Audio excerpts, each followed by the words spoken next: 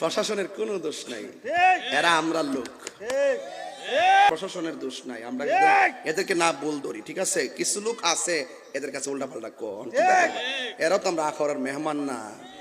আমরা কি এর সাথে খারাপ ব্যবহার করতে পারবো? ওনার আমাদের এলাকাতে মেহমান, ওনার সম্মানী ব্যক্তি, ঠিক না ও বাজান? কিছু সমাজের লোক আছে উল্টা পাল্টা যায় কয় আর কি, এই জন্য ওনারা একটু ইয়া করে আর কি। যাক, অসুবিধা নাই, আল্লাহ পাক।